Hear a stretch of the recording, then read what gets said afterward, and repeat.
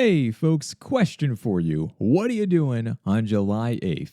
If the answer is nothing, you should come join us at Fusion. This is the learning conference hosted by D2L, and this year it's going to be taking place in Phoenix, Arizona. Robin Hammondtree and I are going to be hosting a pre-conference workshop on how to redesign your courses and programs in the age of AI. This will be a full day workshop, which means by the end of this, you are going to know everything as much as I do about AI, and you're going to be walking away of actually making real changes to your courses that day. So come nerd out with us. You can sign up by using the link in the show notes, and be sure to use the discount code RobinLuke150 to save $150 off your enrollment. So once again, this will be July 8th in Phoenix, Arizona for Fusion. And yes, it's gonna be hot because it's the summer and in Arizona, but good news, we're gonna have drinks and we're gonna be inside an air-conditioned room. So if you are planning on joining, be sure to use that discount code, and please feel free to let me know and give me a shout. That way I can make sure to look out for you, and can't wait to see you soon. All right, folks, let's start the show.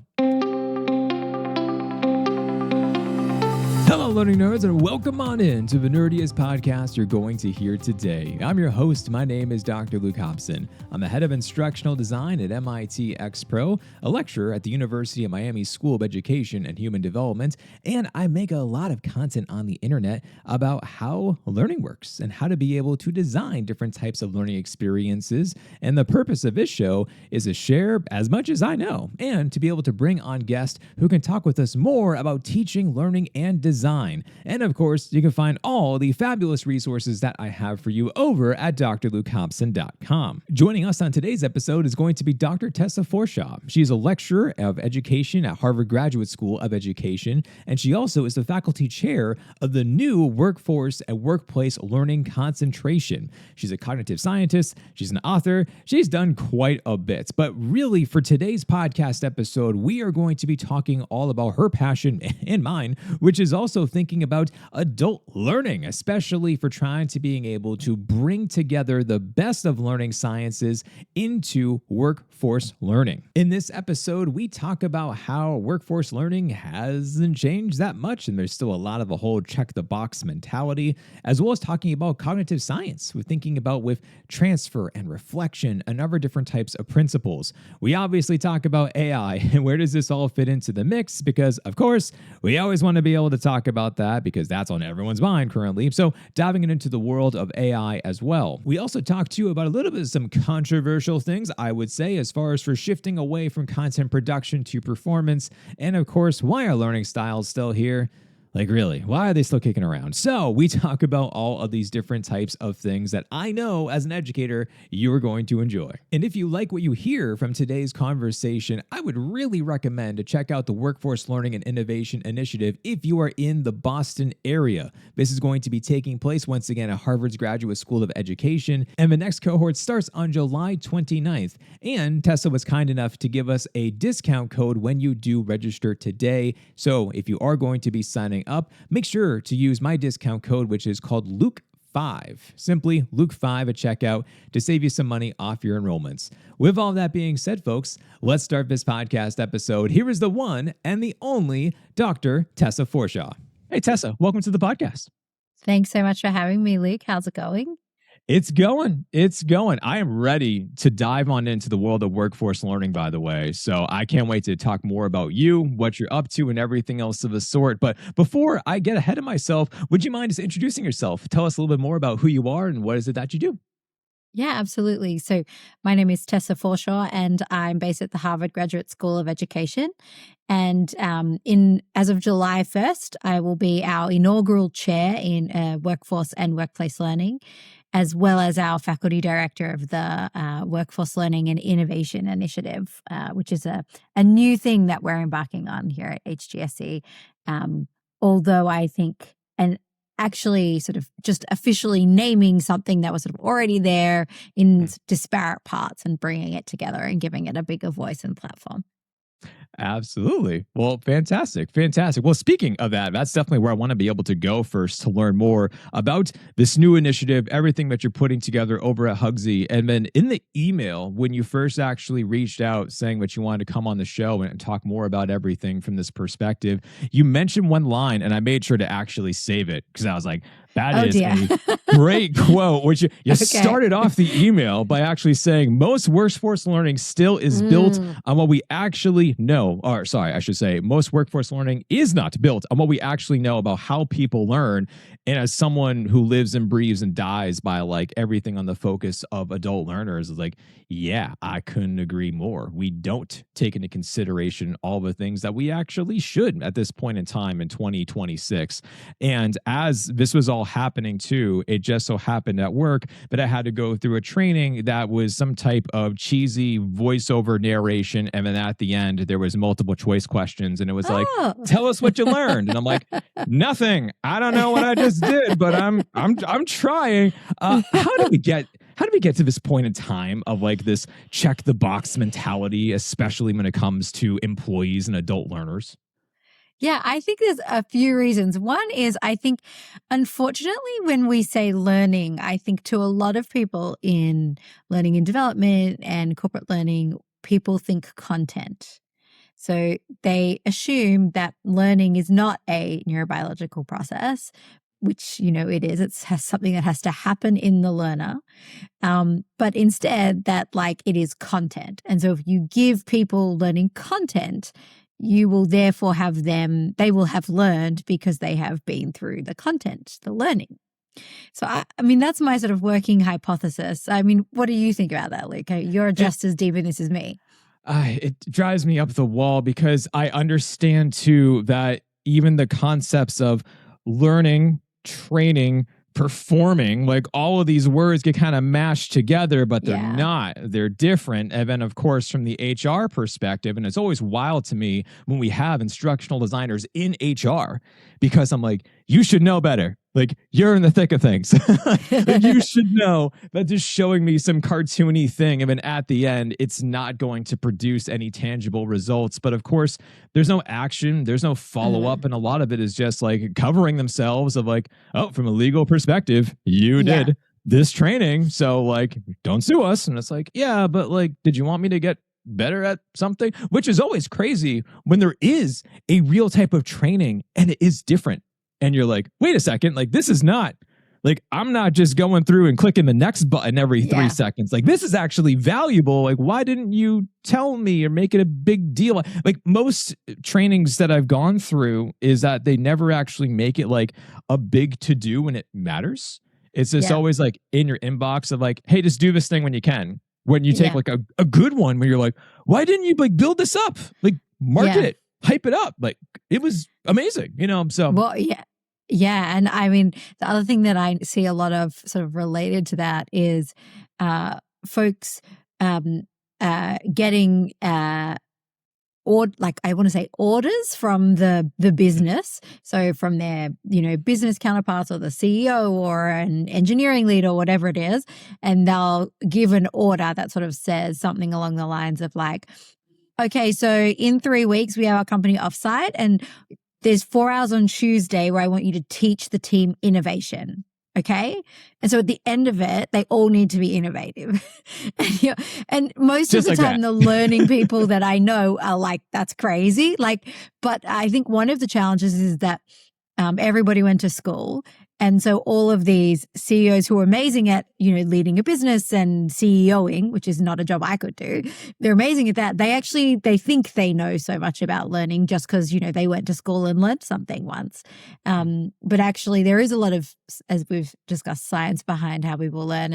And I think it's sort of I'm seeing this moment where, especially right now with the broader context in AI and reskilling and job disruption and needing to be able to learn quickly and be adaptable and resilient and all of these things, I'm starting to hear a lot about leaders in L&D now finally saying like, I actually like can't take your order because it's the wrong thing. But I think that this phenomenon of sort of pushing back is a new thing. And I hope it gets stronger. Absolutely. I had a conversation with the team the other day, and I mentioned it, and it finally dawned upon me because we're differently structured. That I told them that I was actually empowered to say no when it comes to Mm, doing designs, especially with very tenured faculty here at MIT, where I'm looking at something and I was like, "This is not." And of course, obviously, politely and appropriately pushed back by saying no, but they did not have that same luxury. So, hence, when we're talking about the effectiveness of their designs, it's like, oh, so it's all faculty and you have no say. You're like, yeah, that's a ooh, really tough dynamic. right. That's just not going to make for good learning design. No matter what, the poor people on that team, it's like, what are you gonna do? You're fighting with one hand tied behind your back right from the start. And it's just, Yeah. you know, it's not the optimal way of doing things. You described learning a moment ago as neurobiological, and I know about you from just doing research on you and seeing more, but you described about learning in the past from cognitive, relational, situated, effortful, cultural. You mentioned quite a few, but I've seen before from things, and that's a lot of different types of Mm, dimensions, especially for us as learning designers trying to yeah. put everything all together and to think about all of them. But one of the things that I was thinking about are there any areas in particular where perhaps we're not focusing on as much time as we should? And to give you an example, one of my graduate students recently from the University of Miami, he came back to one of the classes that I'm teaching right now, and he gave a talk on indigenous learning design. And it was Wow. fascinating because he's currently in Alaska, and he's just like, let me Hmm. share more about what it's like being here. And it's like, I had no idea, like zero clue about thinking. And he had me going into like this deep philosophical lines of thinking more just around like, well, how actually do I assess knowledge from these different types of cultural perspectives where I have one lens, they have another. So this got me thinking from your perspective, are there certain types of dimensions that we as learning professionals should be thinking about more, or we're not currently investing in them as much right now? Yeah, that's a great question. So, I mean, I think when it comes to it, I always start with, it's neurobiological and it's cognitive. And I don't think, I mean, I have to mention it, even though I do think a lot of learning designers know this. But at the end of the day, learning only happens when we have processes of neuroplasticity and the strengthening of connections or the creation of connections between two neurons. And so there are things that we can do that enable that to happen, but there are also things we can do that can shut it down.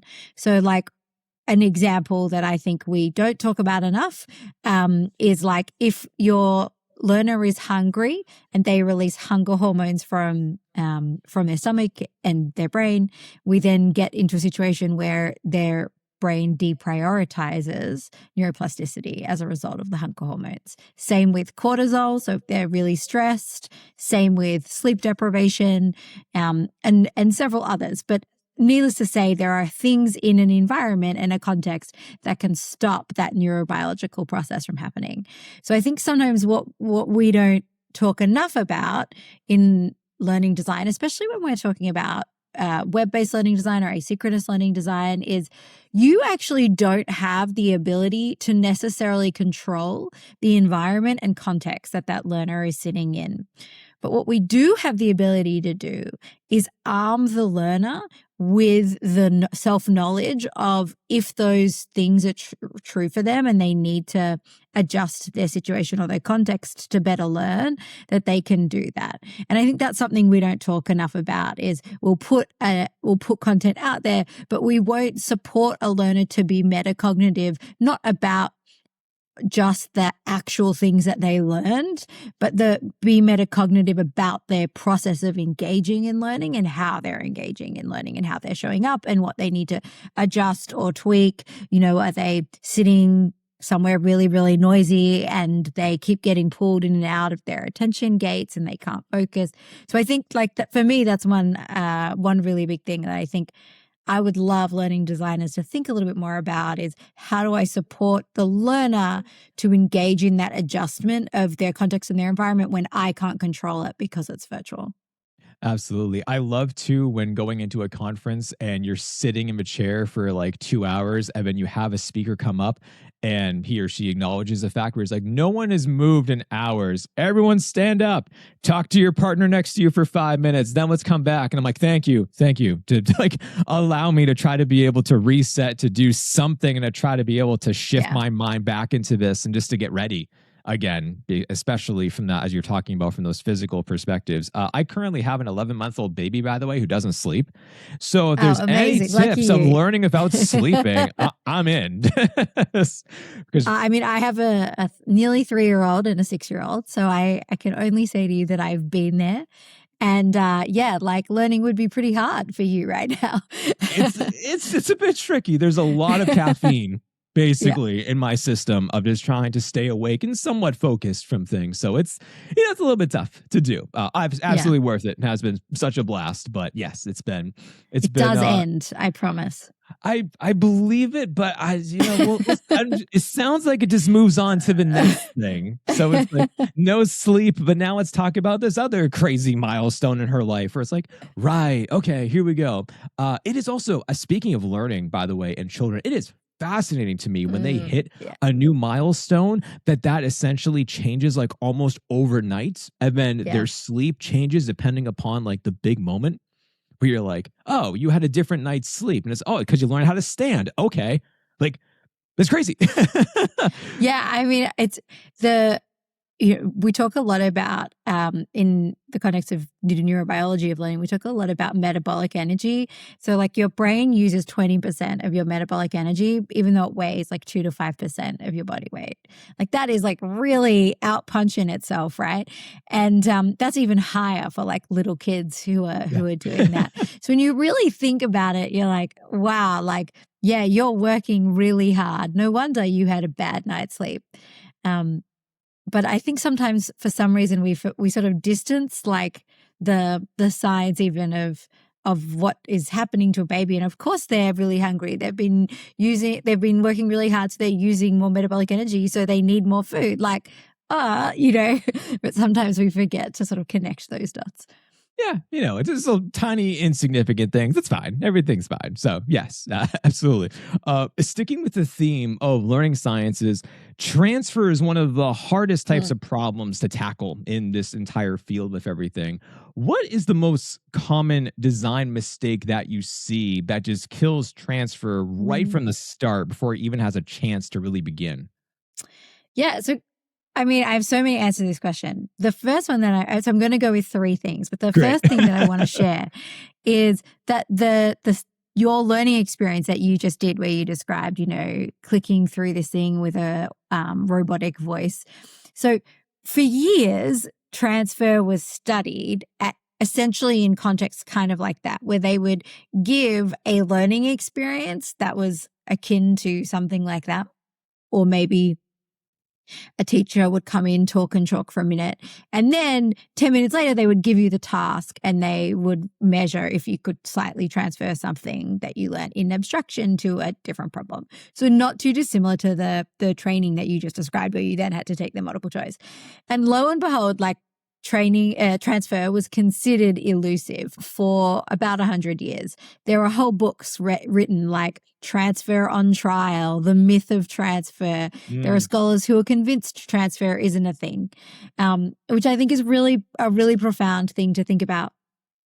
But what really changed my mind about transfer was that there was this study that was done by Dan Schwartz, who's the current dean of the Stanford Graduate School of Education, in about 2006, I think it was, or about then. And the study was students who were studying a bald eagle enclosure ecosystem. And they weren't mapping what they had learnt from what they had learnt in that context to the study of bald eagles, but they were still able to get really good insights and make headway on the problems of approaching sort of the understanding of the ecosystem. And they were like, of course, they're not drawing things from what we just taught them. They're drawing things from the 13 years of life that they had up to this moment. So we can't actually control when we're giving somebody a novel problem where the transfer is coming from, right? We can't say the thing you learned yesterday is what you have to use to solve this problem, really, because what is cued forward for them based on the emotions that they're feeling, the colors of the room, the environment they're in, who they're with, what the subject matter is. All of us have different archival memories that have different structures with different associations. And so different things are going to come forward for them to start to be able to solve these problems. So all of that is to say to you that I think with that in mind, one of the best things that you can do to increase the likelihood of transfer is to not follow so much on like A has to be mapped to B, but instead to help them build associations with their existing knowledge around all the ways A could be used. So a great example of that could be to talk about let's say you're doing a coding boot camp. At the end of it, instead of just being like, you have to go, work in this language, it could be, all right, so some of the core things that we've talked about are really helpful. What you've understood is a symbolic system and a logical way of thinking. This way of thinking can show up here. There are other symbolic systems in the world, and here's what they are. And this way of thinking can be really useful to approach them. You could use this to do this kind of job or this kind of job or this kind of job and on this kind of task and this kind of task. And so this notion is called expansive framing. And it's a way to help build all of bring all of those other things and so when you say symbolic system and I could use this way of thinking for logic analysis, and I could use this way of thinking if I wanted to build my own website and I was a personal trainer at a gym. And we then bring in all of those things into our working memory, and we start to create associations with what we've just learned with all of these sorts of things. That means that then when we're in contexts where those things are being cued forward, this new learning is more likely to kind of tag along. So I think the biggest mistake that we make with transfer is we assume that it has to be like, we learned A here, and so therefore we're going to apply A to B here. But instead, anything that you've learnt before can be applied to B, and A should be set up to be able to be applied to B, C, D, E, F, and G. It's always interesting with the whole theme of adult learners that we just assume they have no prior levels of knowledge. They're like, you know nothing. You're wiping the slate clean. It's like, no, what are you talking about? I say that to my EDD students all the time because they come into everything and I'm like, we're going to build on what you know, what you've done. And then let's think about designing learning experiences. But it would be so foolish of me just to say like, okay, I need to start from the very beginning of time and here we go. And I know nearly no one who does that, which is just wild because to your point, that phrase, like you can't teach an old dog new tricks, that really bothers me because actually, sure, like there are some things in terms of learning that we get a little slower at as we age, but actually, well into like 60s and so on, the wealth of knowledge that we have means that we are so able to connect new knowledge to existing knowledge, to start from a place of being assetful. And I think that's a really important message as well right now with all the reskilling stuff that's kind of going around, in the news every day. I think job disruption, just because your job goes away and is disrupted and you're made redundant, doesn't mean like you are redundant. Like you have an entire lifetime of skills that you can transfer forward to the next thing. And we should be supporting learners to facilitate that transfer forward instead, just like you do, Luke, with your graduate students, rather than sort of saying like, oh, you were an auto worker and your job was made redundant. Therefore, like you have no skills, start at zero to learn this brand new thing that's completely unrelated. No, it's fascinating too. And now, of course, we have to talk about AI because we've made it 20 something minutes before talking about AI. So that's a record for any podcast I've done recently. But even speaking to my brother-in-law, who is an electrician, when I've asked him, I was like, have you used AI for anything? And he's like, nah. And I was just like, can I show you like what I can do with Claude by scanning this? I've been asking about how do I fix this problem. And it's crazy. Like, now, of course, I need his expertise because I'm like, yeah, I'm not going to touch this thing and just assume that what it gave me is going to solve my problem, or it's going to blow a fuse, or it's going to like blow up my house. So like, I need your expertise. But to be able to say like, this might be your sidekick for going forwards into jobs where it's just you and you can't figure out a problem. Now you're going to have another buddy to be able to. It's just fascinating. And of course, Yeah. as we've now seen for many folks, even within academia, who perhaps maybe were not so keen on learning something new, they absolutely can upskill and reskill in today's day and age. It's just that whole phrase that you just mentioned about is just so silly.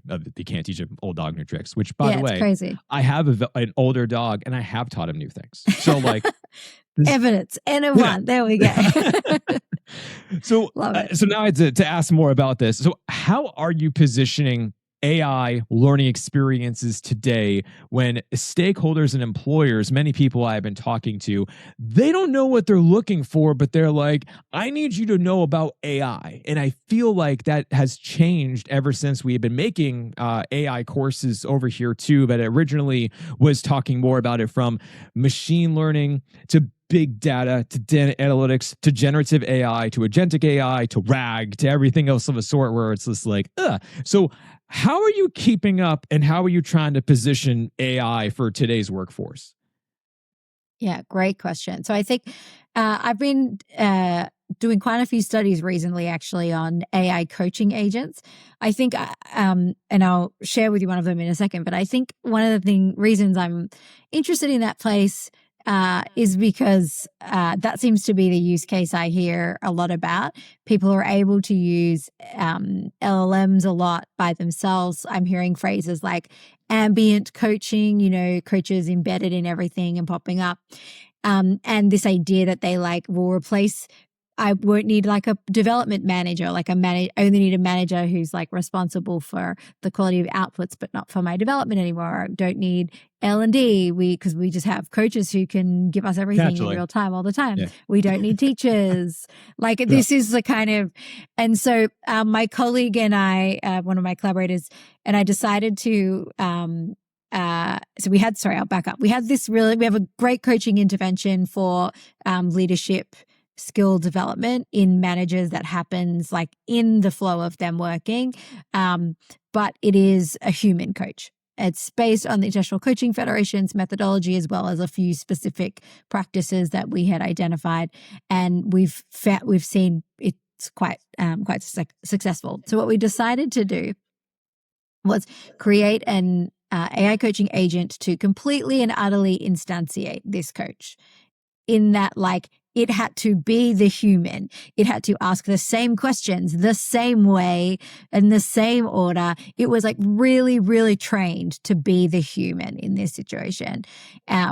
It was trained on the human as well as on the same things that the human was trained on. So we're not trying to make the best AI coach we can. We're trying to make an AI coach here that is just as close to this human as we could.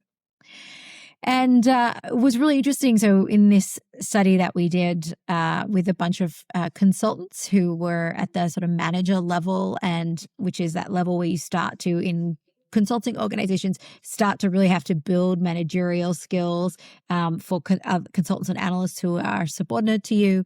But you're not quite sort of at that senior manager level where you're managing large complex things, just often a pod or a team.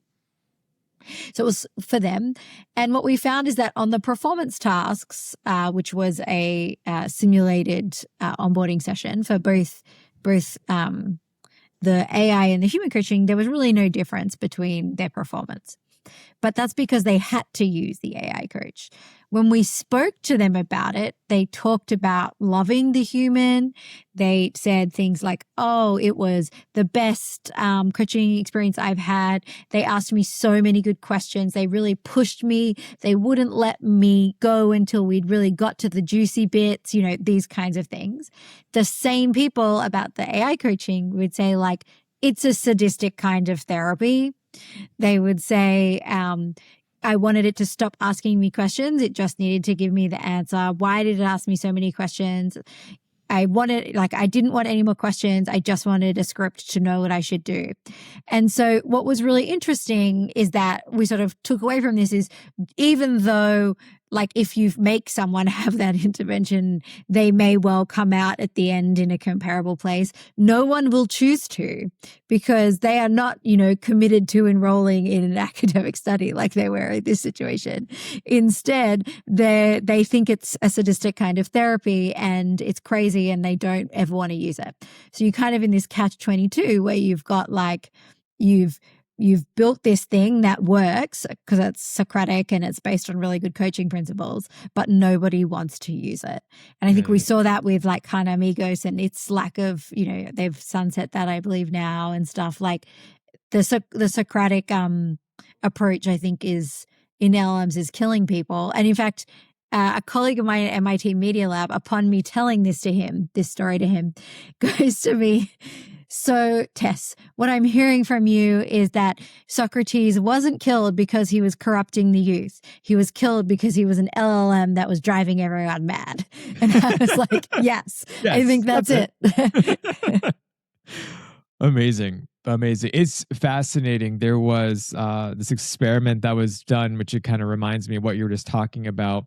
That was at Georgia Tech, where, and this is pre, AI for things basically, but actually disguising a chatbot inside of an LMS, where they had the disguise was that it was going to be set up as a type of a peer tutor, but there were two real peer tutors, and then they put in a third one, which was powered by IBM Watson, which was Jill Watson's entire thing for a chatbot. And then lo and behold, at the end of everything, they didn't tell the students, and of course it was all around a computer science course, so it still fit the narrative of everything. And the students thought that it's like, wow, Jill's like an incredible TA. But then finally they started to be able to say like something's up, because of the fact that they would respond to her at like 2 a.m., 3 a.m., and she would respond right back every time. And they're like, that's kind of weird, isn't it? But they're like, oh, but maybe she's just like phenomenal. And then sure enough, at the end of everything, there were some students that were trying to figure out how to nominate her for like course TA of the year. And it's just like, hey, it's AI. And they're like, wow. It was like, it can be useful. Like it can actually be wonderful when done correctly. And of course, it's only evolved since then. And you can Google it to see how they're using it in many more different types of instances and whatnot. But it is fascinating because, of course, I would bet that if they said at the beginning that, hey, here's the AI tutor and there's two real people, then I'll be like, go away, AI. Yeah, like, totally. Give me the people. And I think that, I think there's sort of a human premium that I think we're seeing with learning, where like there are some things that still require humans to hold the space for like stuff that is tricky or like in the case of the coaching I just described, like that's a lot of like internal work, leadership coaching. So this, what we would call productive struggle, like still requires humans to hold it. And when you really think about it, you step back from that finding and you put that in the context of like 150 years of education or literature, that's really not that surprising. Like we're literally now talking about, in just different language, ZPD in how it was originally discussed. We're talking about Bronfenbrenner's dynamic dyads. Like we're talking about stuff that we've known about for a really long time, but we're just now seeing that the human part was quite important. So that isn't to say AI isn't great. I think AI has tremendous potential. I just don't think that it is in instantiating the role of a human. Yeah. Well, the role of AI in learning design has fascinated me, and it's going to continue to keep on fascinating me as I'm experimenting with things, finding out for some things where I'm like, wow, this is incredible. In other cases that honestly terrify me, because now we've given some folks who do not know about the power of this type of technology to now literally have a button to say like, generate 20 questions for my class and upload it like that. And you're like, oh, it's like, okay, can we talk about that for like how we construct questions and whatnot? So and of course, you hear from different types of organizations too, saying like, that's what we want. So the companies are saying, okay, well, then we're going to make this and we'll give this to you. But of course, there's a lot more to it from this, which is, of course, something I'm very closely monitoring and trying to be able to share with people about things with AI and whatnot. But to try to put a positive spin on something so far, though. But of course, I've been able to create simulations that would have cost me like, tens of thousands of dollars, but now I can just make on my own and give to Yeah. learners, and making websites and apps and such. That's just like insane. What is your favorite instance right now of being able to use AI for good for learning professionals? Yeah, I think one of my favorite instances is the in L&D context is the ability to for facilitators to have a lot of data about the people in their classes that they can look at in real time. And so in the context of a different leadership development paper that I've seen, not my work, but one that I have read recently, where they had sort of user dashboards for each user that was based on HRIS data, LMS data, performance review data, 360s, and then a bunch of other assessments that they had done. And they used that data to help the facilitator sort of find that moment of transfer in, essentially, for everyone. So they could go up and be like, oh, Luke, it sounds like this is a tough minute. Let's chat about it. How are you approaching it? Okay. Didn't you do something that looked at like, project planning for a private equity takeover? Why don't you think about like when you approached that, how some of the skills you used in designing that and sort of bringing that to fruition could be really helpful in what you're supporting your team to do right now. And so those kinds of bridge do that thing that we sort of talked about before, which is like bring forward the things that they've learned into their working memory and help them then have access to it. And like, that's kind of incredible, because to do that before, you would need to like sit with a learner, understand their entire work history, also probably their personal life history and every extracurricular they did and whatever, to find some of these relevant things. But now that you have these dashboards that sort of give you a sense of everything about them and you can chat with them and get a real insight to draw upon, like I think that's pretty cool. Yeah, it's amplifying the human premium, if you will. Absolutely. I mean, like the more data we have, the more learning analytics we have, like the better we can design learning experiences, especially for individuals, to make those different types of learning pathways. It's like, no, this is going to be unique for you with your different circumstance. And that's been crazy because many years ago, I taught as a part of a MOOC, and it was for instructional design principles type of a course. And the team did a phenomenal job where they built out different learning paths by sector. So when you said that, hey, I'm going to be the corporate L&D person, then it went into this corporate pathway that focused more on readings, discussions, and a mini cohort of corporate L&D people. And that way, when someone actually been said, like, actually, maybe I want to do higher ed, they could like flip the switch and go into a higher ed mode. And back then, that was all the team and their incredible work of building the stuff behind the scenes, where now I'm thinking about it from AI, where I'm like, we could do that. It just happen. It's just like that. Yeah, we can do it at such a faster rate. And of course, obviously double check for accuracy and whatnot. But being able to now take something and reposition it into a different way, why not just, it could absolutely be even more within sector. There's like sectors within sectors, even within higher education. Like you can just keep on going down and have it like this, as speaks as much to you as the individual as humanly as possible. So it's just crazy. To think of. Completely. So it is great. the thing though, now let's more talk about the dark side of AI. Hooray! Because we do both work in higher education. One of the most requested webinars I've been getting for the last year or so has been, how do you rethink assessments in the age of AI to specifically make something like AI resistant, is like the type of key thing that I keep on hearing about, which is interesting because of course, when we had the rise of agentic browsers and people could actually see if they shared their access to something like with Perplexity's Comet, where all of a sudden now it's completing their coursework inside of Canvas, where you're like, oh yeah, that's a problem. Let's talk about that. How do we rethink assessments when AI can literally do everything? And it's not impossible. Like certainly there's many different ways that we can do so, from journals and reflections and teach back sessions and walkthroughs. And there's a number of things that we can do. But what's your take on this with trying to be able to rethink assessments in the day and age of AI? Yeah, I think it's I think I start in a little bit more of an esoteric place with it, which is like, especially looking at just, Princeton, what just happened there this like past week, Yes. with them removing the honor code for folks who haven't followed, and now making sure that every exam is proctored. And it hasn't been like that in hundreds of years, right? Like, is my understanding. Yeah, 1830 something, 1890 something, whatever it was. Yeah. Yeah. And I think that there's a few things going on. Like, one is humans are always really going to optimize for the thing that requires less metabolic energy and is therefore easier. That's just sort of like a natural bias and tendency that the human brain has. And so you have to really think about like positioning the point of the learning and the point of the assessment, and not just like having people do things because you said so. Right. And so that is frustrating. I say that as a parent who has a 6-year-old who I just want to do things because I said so all the time. And as an educator who has students, and sometimes I want them to just like do the thing I ask.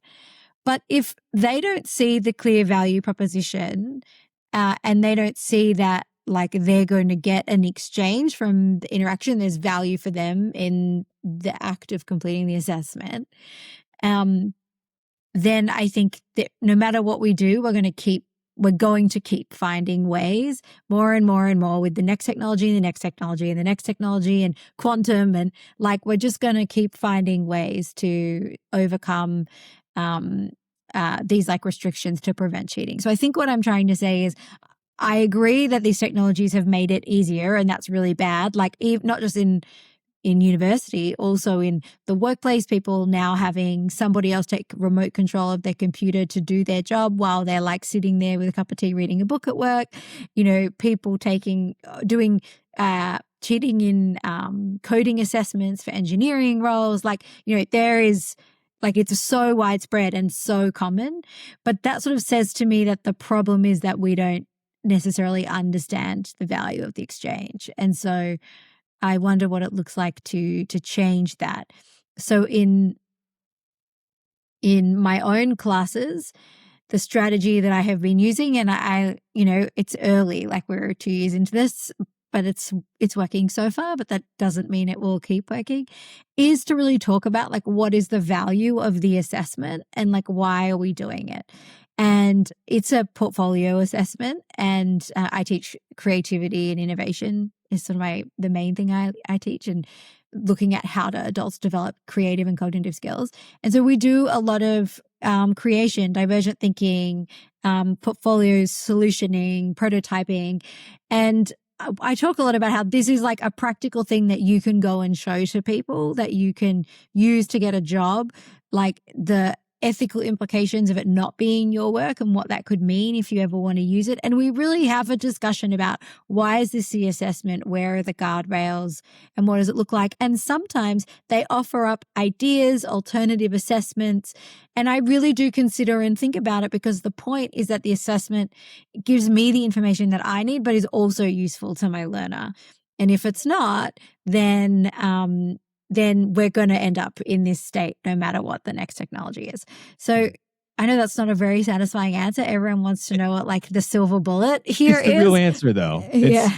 The real answer is to talk to other humans and explain about the merit and the integrity of it all, and discuss more, as you were saying, the underlying cause and effect and problems of everything. And that's truly the real answer, which I would love to tell people that there is some, which of course is what they want. They're like, give me some magical thing that blocks all AI from now until infinity, that I will never deal with this again. And I'm like, I don't have it. Yeah, and then they're going to wear their meta glasses, and it's going to tell them on the screen in front of them, and they're just going to type it on the computer, or whatever the next thing is, I'm so glad you said that, because I wrote about that and got interviewed on Inside Higher Ed about that, and I commented about that's like the next wave when people are like talking about all these things, and I was like, yeah, are you going to ban glasses from classroom?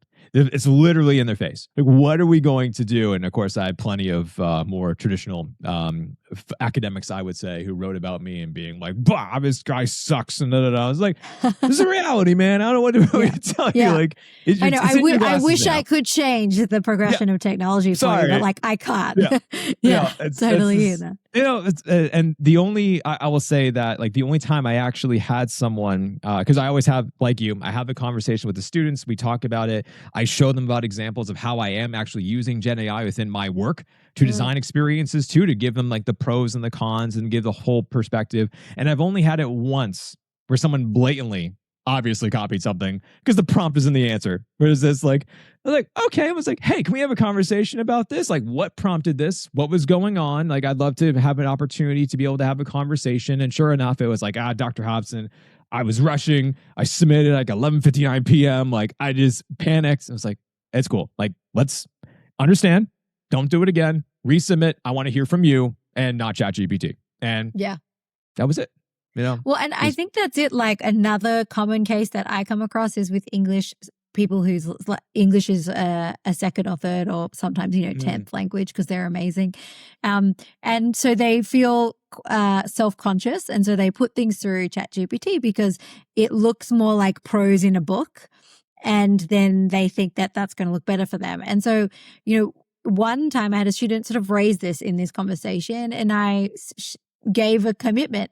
I will not mark anybody here down for their grammar and punctuation and, accidental, wrong word use in a sentence or flow of a sentence, because the point isn't that of this class. The point is the thinking and the work, right?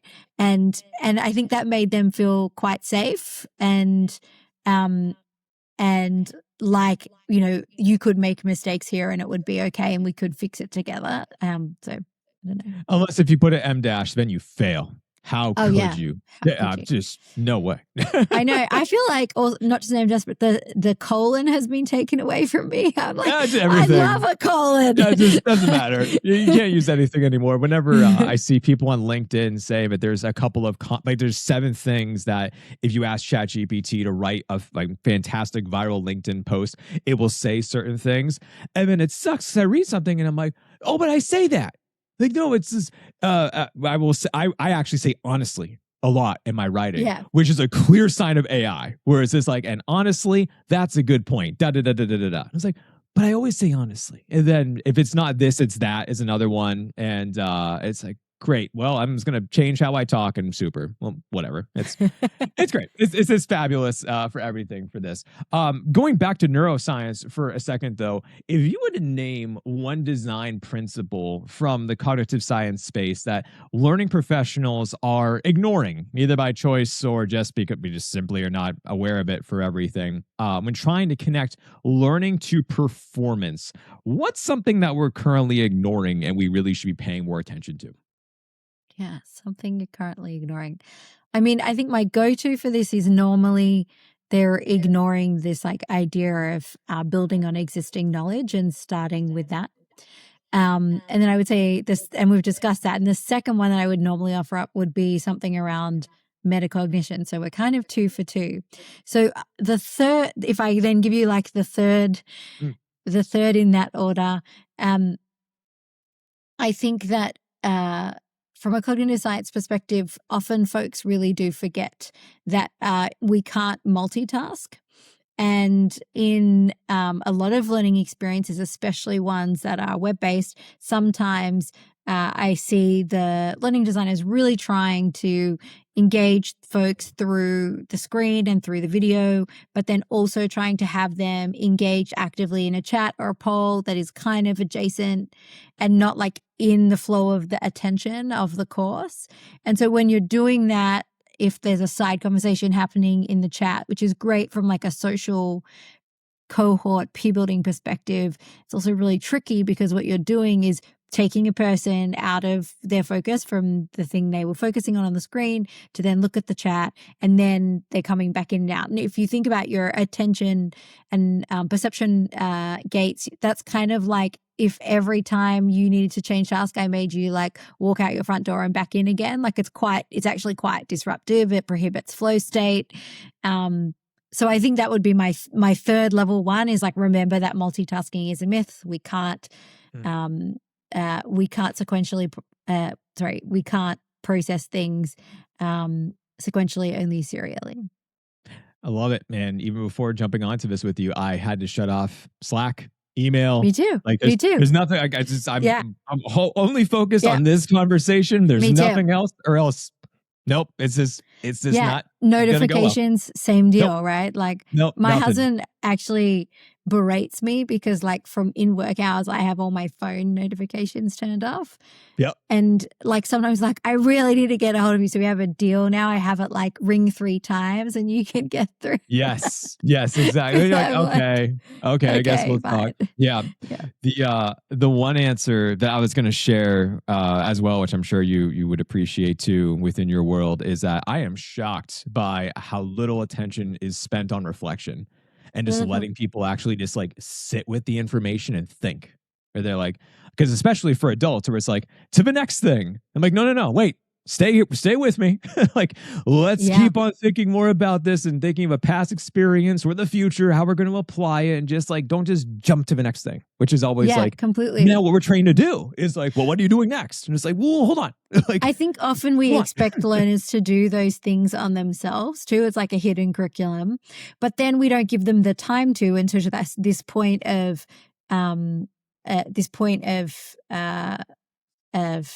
multitasking, you can't be metacognitive and cognitive at the same time, right? Like you need time and space to do that. And so I really think that's a really important thing for instructional designers to remember. And I'd say the other thing about reflection that I notice a lot is that sometimes I think this is happening a lot in AI right now with Socratic LLMs is they think that if we just make the learner reflect, they'll learn. But not all reflection is created equal. Like reflection that is sort of passive and recounting something doesn't drive any kind of benefit that I really am aware of. Maybe a little bit of recall practice, but like really not significant. I haven't seen that have a significant move in outcomes.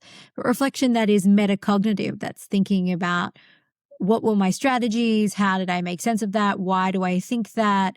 Where am I going to use that? How is this similar to something I've learned before? Did I jump too quickly to a conclusion here?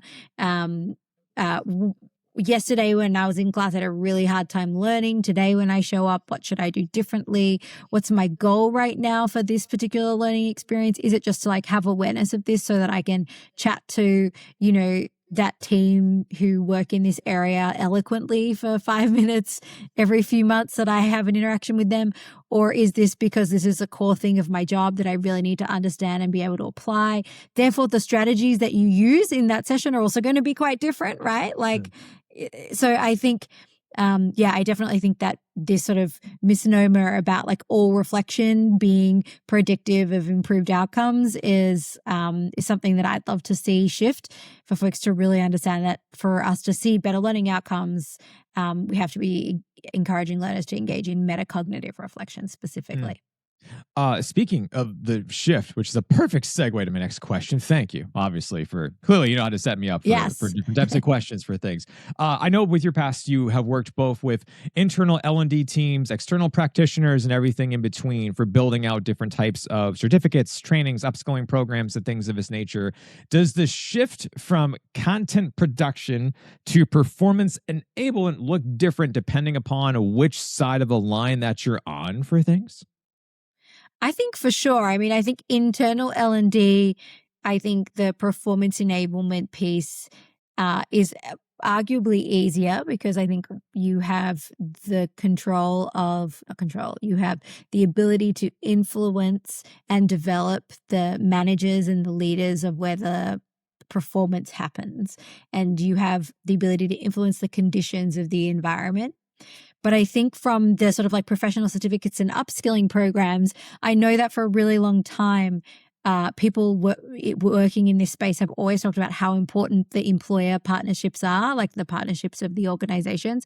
But I think that they're becoming even more important now because for things to be rapid, us to be engaging in rapid learning and rapid upskilling and rapid performance and etc., we need to make sure that these sort of managers, these these people at the more experienced other level in an organization who are influential to the development of those juniors to them are really setting the conditions for this sort of rapid and dynamic upskilling to happen, which was less important when we didn't need it to be applied so quickly and we didn't need it to all happen as fast as we do now. But for that to happen, like in the work that I've done on our humans' abilities to rapidly transfer learning from prior learning to a novel task, like the manager level is the most influential. Their behaviors and practices are essential to get right.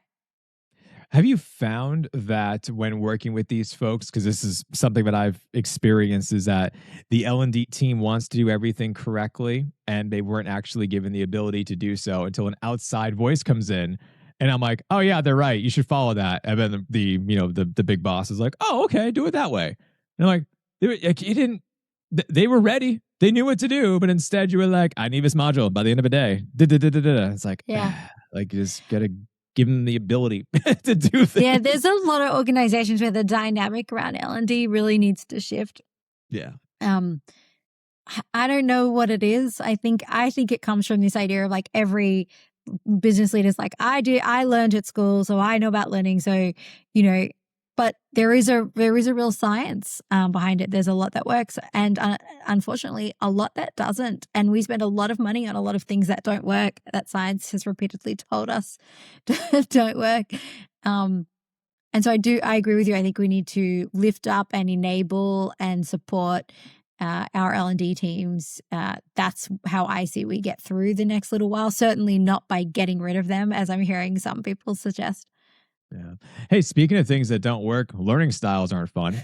And I love to end this interview with this question about them because, of course, as a cognitive scientist, I am sure this drives you up the wall like crazy. Yeah. And what I found from teaching adults for many years is that they have like this strong belief about it, which also I was not aware until like trying to research more, where I'm like, why does this keep on happening? Like, why do people keep on talking about this myth for things? And then actually going back to the original work from Fleming and then realizing that this idea was like this perfect storm around how teachers are being told to focus more on the individual, and they were not given different types of opportunities to do so, but they're like, it's mandated, da, da, da, da. And then here comes this person being like, hey, I had this idea of VARC. And then they're like, hey, wait a second, we can use that. And then it's been written about in many, many, many textbooks ever since then, based around anything that's like an educational textbook, where it's like, oh, that explains a little bit more why this is so ingrained into our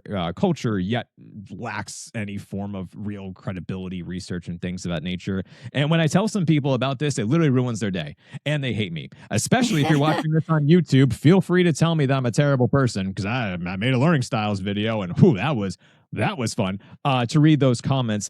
How do you approach this as a cognitive scientist from Harvard, to make sure for the listeners at home to have a lot of credibility here of debunking learning myths with adults? How do you actually approach this?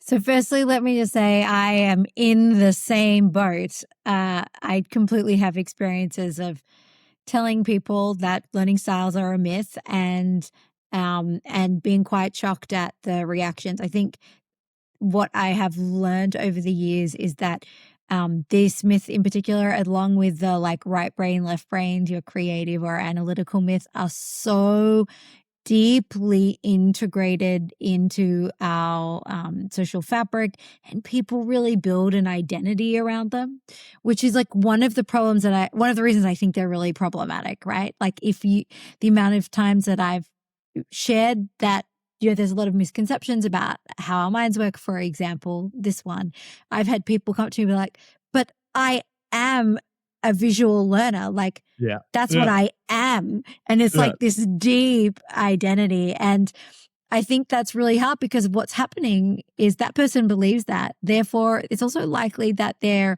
limiting the educational experiences and learning experiences that they provide and engage with and open themselves up to, they probably have now less natural motivation to engage with learning experiences that are delivered in a different format, despite the fact that there are dozens of studies at dozens of universities by hundreds of academics that show, learning styles are not a thing. They're not a thing. Like, not only are they like not cognitively a thing in the sense that like it doesn't make any actual sense that like you would have a dominant way of learning either through your like eyes, body, or hearing. Like that doesn't Yeah. make sense They in how don't, your brain go works. to the same place, guys. Like, it's Yeah, like gotta, the process, exactly. Like that just doesn't make sense. But yeah. even if it did, right? Like let's just say that forget that. The research also shows that when a learner self-identifies as one particular style, and then they're taught in a series of different styles, there's no correlation between what style they can learn from. There's also suggesting there isn't there's no association between the style they think and the style they learn best in. The same deal with teachers. Like when they ask a teacher what style a learner is, there's no correlation between what style the learner thinks they are and what the teacher thinks they are. And there's no correlation between if the teacher thinks they're a style, then that's the style they actually learn from. Does that make sense? So there's just there's nothing is there's nothing there. And I think what I try to do when I talk about it with folks is to really help them think about not just learning styles, but a series of different neuromyths. And then to think about, and now imagine if we did know how to use our own mind, right? Imagine what would be possible if you could make design choices in your own life and work and learning experiences like you and I, Luke, with the turning off of the notifications. Imagine if everybody was equipped with these simple pieces of knowledge in the way that we are, that we know we eat carbs before you go for a long run. Why don't we know that about our mind? I think is, yeah. It's interesting. And I know it's not going to go away either, which I love your thinking of just well, what if? And it's I know this is something that we will just continue to fight the good fight, and hopefully it will go away some point in time. Which is funny too, is that whenever folks, they're always, by the way, I'm not sure in your experience, everyone's always a visual learner.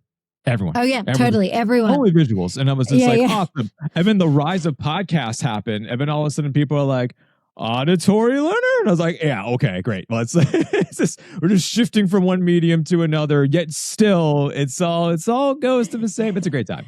It's just so much fun for this. But Tessa, this has been a fun conversation. This has been awesome. Love being able to meet you and learn more about everything from your perspectives. Where can folks go to learn more about you, your work, your new initiative, and everything of the sort? Absolutely. So you can always find me on LinkedIn. Feel free to reach out. My LinkedIn is just linkedin.com/Tessa Forshaw, and I can give that to you. And then in terms of at Harvard Graduate School of Education, you can find us the Workplace Learning and Innovation Initiative. We also have a new certificate program that's focused on experienced learning and development professionals or adjacent roles to that, but it's sort of a mid to late career certificate program at Harvard, and would love to see any of your listeners there. And I mean, if you want to come and try to have more of a discussion about learning styles, I'm happy to do that too. But yeah, I think that's probably the best way to get in touch, and I can give you all those links. Awesome. And did you say that there's a code for them to be able to sign up for? Yes, we've got a coupon code to make sure that your subscribers get a discount and can come along. And then we do also have further discounts if folks want to come as a team. So feel free to just get in touch with the email that's on the website. Awesome. Well, I'll be sure to include all those links down below in the show notes for folks for them to go and check things out. And of course, please feel free to show up to Dr. Tessa and talk about learning styles. I'm sure she would love that in person. I would love it. Well, Tessa, once again, thank you so much for being here. It was absolutely such a blast. Thanks so much for having me, Luke. I really appreciate it.